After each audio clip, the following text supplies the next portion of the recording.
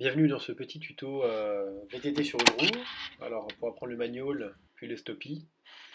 Alors moi je suis pas du tout un expert en trial hein, ni en saut, mais je m'entraîne, j'essaye de m'améliorer petit à petit. Et puis ça vient tout doucement. Donc je vais vous montrer un petit peu moi comment j'y arrive.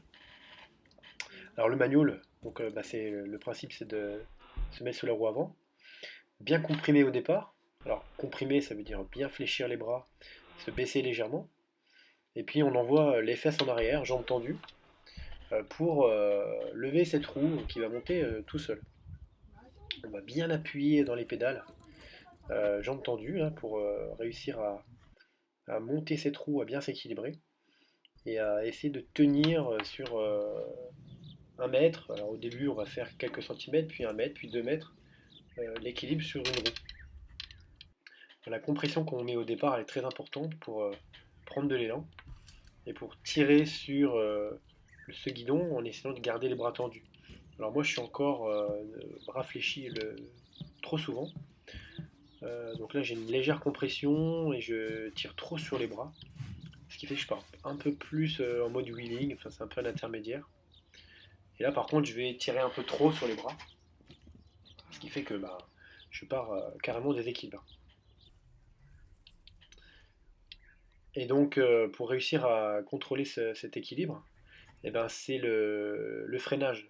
Je vais freiner avec mon frein arrière et ça va me remettre dans l'axe. Alors pour le stoppie, eh ben, le stoppie, on va être sur la roue avant. On va essayer de tenir en équilibre. Pour le moment statique, puis après on arrivera progressivement à rouler sur la roue avant. Mais pas encore dans ce tuto.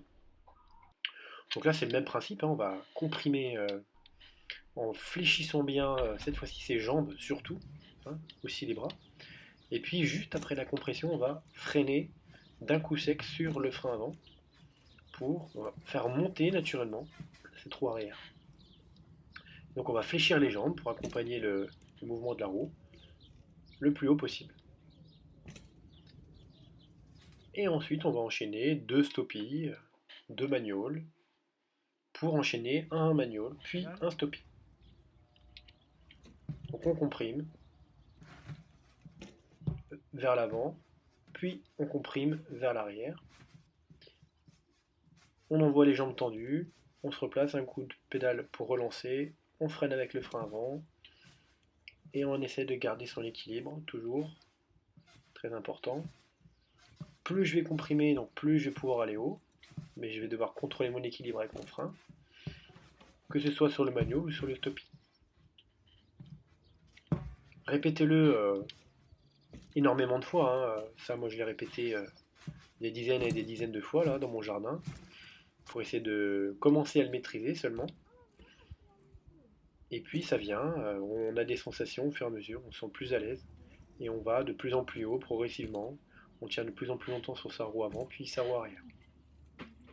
Donc allez-y maintenant, faites-vous plaisir, entraînez-vous, essayez, et vous allez voir que progressivement, en essayant de comprendre bien ce rôle de cette compression, coordonnée avec l'action du frein, vous allez pouvoir enchaîner ça sans trop de difficultés.